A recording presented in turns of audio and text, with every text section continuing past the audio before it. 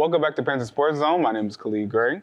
And I'm Kenneth Richardson. And today we're here at Panther Sports Zone giving you guys a bunch of information, a bunch of sports news. We had a lot go on this weekend, and we're sorry for not being there Friday, but we have all of the sports results that have happened over the past few days. But let's open up the story. Let's open up the show talking about something that's very important. Did you watch the Super Bowl yesterday? I did watch the Super Bowl yesterday, and I was kind of actually happy with the result. I was too. I mean, Patrick Mahomes, great quarterback. I mean, he's definitely established himself way with the league, but I needed to see Hurts win a ring. Definitely, of course. I wanted to see Saquon win a ring. So, I mean, I was very happy with the result, and I also got paid yesterday. You parlay hit. Hey, that's cool. My last question for our small talk is, if you had to rank the 4 quarterbacks in the league right now, Josh Allen, Lamar Jackson, Jalen Hurts, and Patrick Mahomes, how would you rank that top 4? Well, number 1, I would have to give that to Mahomes. I mean, he has established himself with his rings. He has 3 of them. Then next, I'm going to have to go, personally, I would put Lamar Jackson up as second because he plays in a much harder conference than Jalen Hurts. It took Jalen Hurts a little minute to get to where he was. Now, he did play exceptional yesterday. Of course. Played an amazing game yesterday, but let's not take out the fact how they got there, and that was Saquon Barkley also with the historical season that he had. So I would say, it took him to get just a little bit more help to help him get over that hump that obviously Lamar is trying to get over, obviously Josh Allen too, but I would give him his props, and I would put him at 3rd. So I would put Lamar at 2nd, Hurts at 3rd. And I want you put Allen yes, at I the am putting wow. Allen at 4. Allen can't beat Mahomes. He can't. Like, he just can't. Like, I seen him try. Like, I'm not gonna lie, I thought he was gonna do it this year. He just can't. Like, that proved it to me that he can't just beat him. So it's definitely gonna take him a whole long time before any of that happens and to make it to the Super Bowl. So pledge, because he plays in a much harder conference. So that's how I put it. Well, when we come back with Across the Board in the next couple days, we'll give you a little bit more on the Super Bowl and the exciting Super Bowl halftime show and everything. But we're going to dive into our first story of today. We're going to dive into women's basketball. Prairie View suffered a home loss against Florida A&M Rattlers on Thursday, February 6th in the Baby Dome during a conference matchup. With this defeat, the Panthers now sit at 10th place in the SWAC standings, trailing behind the Rattlers, who hold the 6th spot. A key factor in the game was FAMU's dominance on the boards, as they secured 49 rebounds, more than twice as many as the Panthers. However, Prairie View showed defensive resilience, blocking 6 shots and recording 10 steals. The standout player for Prairie View was guard Crystal Schultz, who led the team with 12 points, sinking 4 three-pointers. Center Amari Williams and point guard CJ Wilson contribute 7 points each. On Saturday, February 8th, the Lady Panthers bounced back with a 65-60 victory over the Bethune-Cookman Wildcats in another tight contest in the Baby Dome. Prairie View controlled the first half and sealed the win with efficient shooting, finishing the game with an impressive 53% from the field. Guard Michaela Hutchinson led the way with 18 points while making a strong defensive impact with a block and 4 steals. Guard Casey Chairs and Crystal Schultz were both lethal from beyond the arc, each hitting their own pair of three-pointers, sparking the Panthers' offense in crucial moments.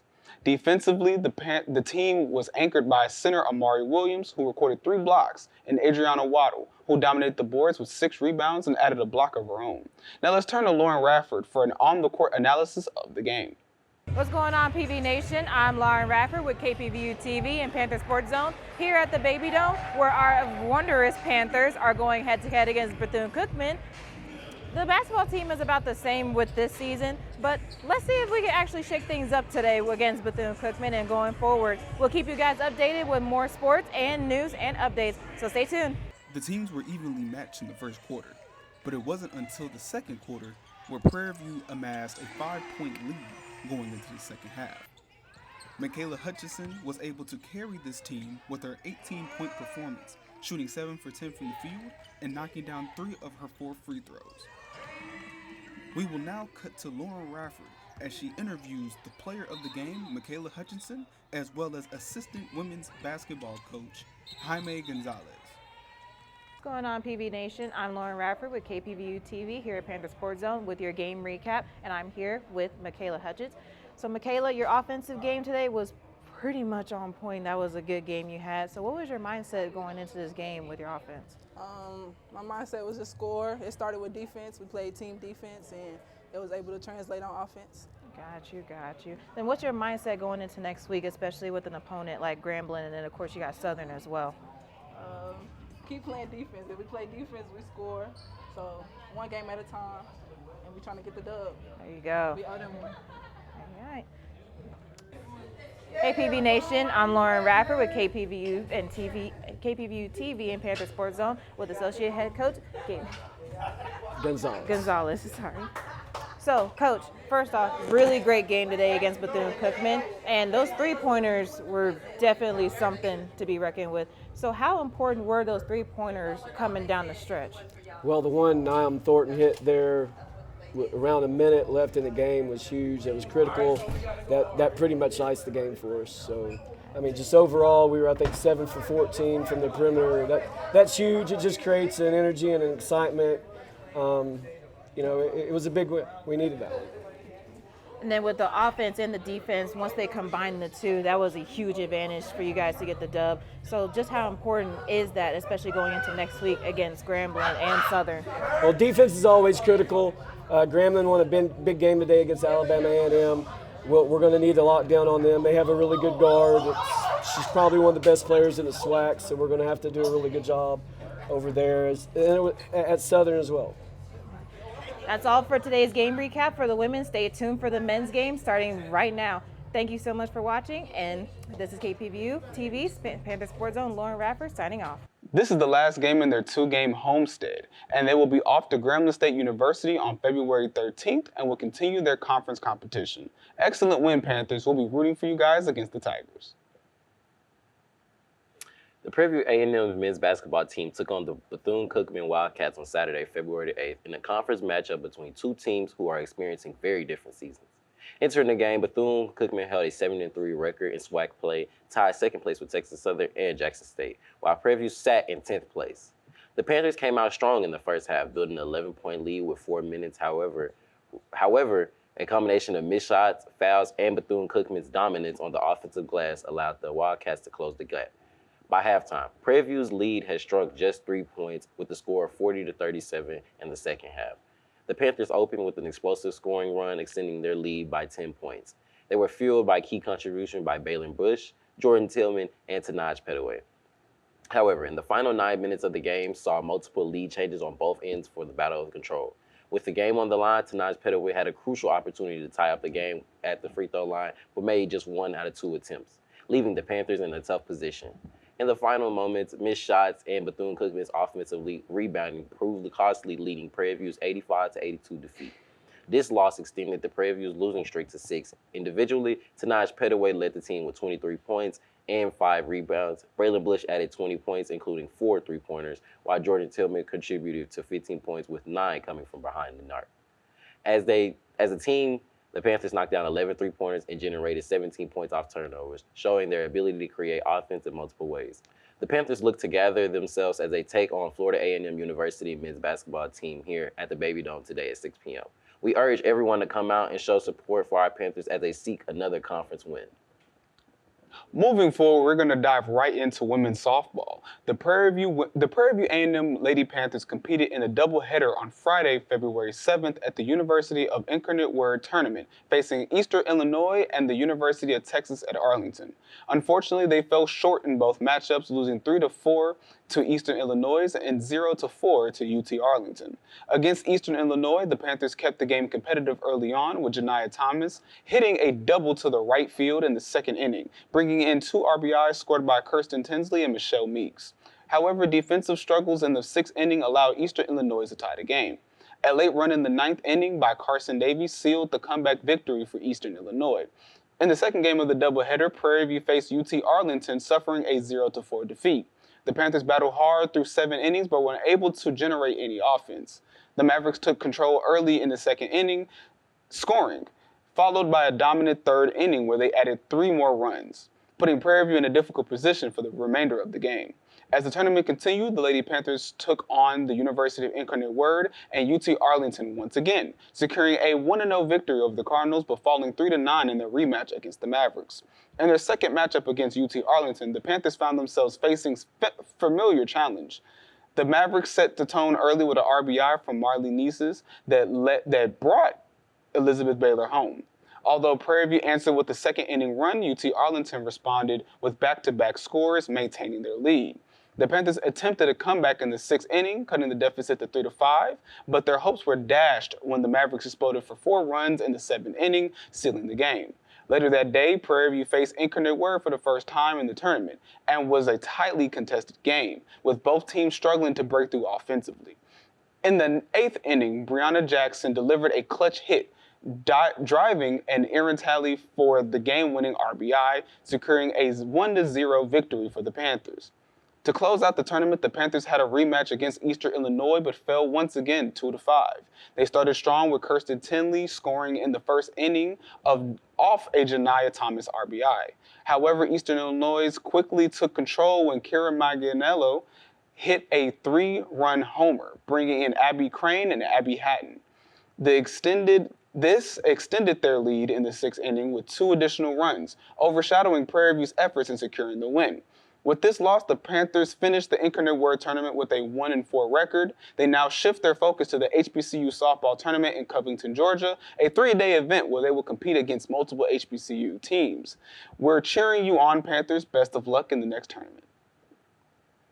The Prairie View's A&M men's tennis team competed on Friday, February the 7th at the Prairie View tennis courts, facing Nicholas State Connells in a series of matches with mixed results. In doubles play, Devin Gaines and Eduardo Nunez delivered a strong performance, securing a 6-3 victory for the Panthers. However, singles play saw a tougher battle. 3 matches went unfinished, with 3 others ending in losses for Prairie View. Edward Nunez claimed a solid win, defeating his opponent in a straight set 6-1 and 5-2. Arun Iza dropped his first set, but was leading in the second set before the match was left unfinished. Meanwhile, Xavier Peter Gooding secured another victory for the Panthers, winning both sets 6-3 and 4-2. Continuing their season, the Panthers traveled to Edinburgh, Texas to take on the University of Texas Rio Grande Valley as they faced a tough challenge, winning just 1 of the 6 singles matches, falling in all 3 double matches. The lone victory came from Xavier Peter Gooding, who defeated Paulo Venero in an identical 6-3 set scores in both sets. Next, the Panthers head to San Antonio Friday, February the 14th to face the University of Incarnate Word Cardinals as they look to build on the positives from their recent match and continue with their season. We are rooting for you, Panthers. Keep pushing forward. Staying on the topic of tennis, we're going to dive right into women's tennis. The Prairie View A&M University women's tennis team competed on Sunday, February 9th in an interconference matchup against the University of Texas Rio Grande Valley. Despite a tough fight, the Lady Panthers fell short, securing just 1 win. In the doubles play, the University of Texas Rio Grande Valley dominated, sweeping Prairie View with a match score of 6-0, 6-0 again, and 6-1. The single matches were equally challenging, with the Panthers managing only 1 victory. Andrea Pascal was a standout performer, defeating Rhea Mesker in 3 sets. She won 2 sets convincingly, 6-2 and 6-4, after dropping the first set 0-6. The Lady Panthers now turn their focus to the upcoming match against the University of Incarnate Word on Friday, February 14th in San Antonio, Texas. We're excited to see them get back in action. Good luck, Panthers. The Prairie View A&M's women's bowling team competed in SWAC East Roundup in Mississippi, facing Grambling State, Alabama A&M, Alabama State, and Florida A&M. The Lady Panthers put on an impressive performance, winning 4 out of 6 matchups. Prairie View secured a dominant 918-643 victory over Grambling State on Saturday, followed by an 863-840 win against Florida A&M. They contribute their strong showing by edging out Alabama A&M 858-838, defeating Grambling once again with a score of 799-652. This outstanding performance further established Prairie View as a powerhouse team with immense potential. Adding to their success, Jada Gordon was named SWAC Bowler of the Year, proving herself to be as top of bowling talents in college athletics this season. Let's congratulate Jada for her and the Lady Panthers on their incredible achievement. Keep up the good work, ladies. And to wrap up today's episode, we're going to go right into track and field. The Prairie View A&M University men and women's track team competed in the Fast Track Indoor Challenge on Saturday, February 8th at the Yeoman Fieldhouse in Houston, Texas. The Panthers delivered an impressive performance, securing multiple first-place finishes across various events. For the men's team, Eric Brooks led the way by winning the 200-meter sprint with a time of 21 seconds and 72 seconds, while Bryce McFadden followed closely, securing third place with a time of 21 seconds. In hurdles, Aaron Knight and Anthony Mangrum advanced to the finals, finishing 5th and 6th, respectively. On the women's side, Jasir Miller placed 3rd in the 400-meter sprint with a time of 57 seconds. Miracle Price contributed to the team's overall points by finishing 6th in the 800-meter with a time of 2 minutes and 23 seconds. The women's 4x4 team also had a strong showing, securing 2nd place with a time of 3 minutes and 51 seconds. In the field events, Devin Miller stood out by winning the men's high jump with a height of 2.05 meters. Jaden Harris earned 2nd place in the triple jump with a mark of 14.66 meters, and also placed 6th in the long jump with a distance of 6.6 meters. On the women's side, Kiana Otis dominated the shot put event, claiming 1st place with a throw of 13.99 meters. The Panthers now turn their attention to Jarvis Scott Open in Lubbock, Texas on February 14th and 15th. As the meet approaches, we will be cheering them on. Good luck, Panthers. And as that wraps up today's show, I mean, there was a lot of stuff that we went into, and we're going to be showing you guys a lot more stuff coming Wednesday. We actually have a new recruit from our football team coming in. We'll be interviewing him. And then you want to talk about the other guests that we have coming in on Wednesday? I mean, we also have an organization that deals with Special Olympics and anything that deals with Special Olympics to be more with their community service around the org. We also have them coming for an interview on Wednesday. So we have an action-packed episode. Wednesday is going to be very good, so just can't wait to get to it. And you guys come out to the FAMU game. It's at 6 p.m. here at the Baby Dome. Please you know, support, and we really need you guys to come out and support this basketball team. They've been on fire offensively, you know, but they're looking to get foot in this season. But we have no doubt in our Panthers. Yes. But this is going to wrap up the show. My name is Khalid Gray. And I'm Kenneth Richardson. And we'll see you guys in the next episode of Panther Sports Zone.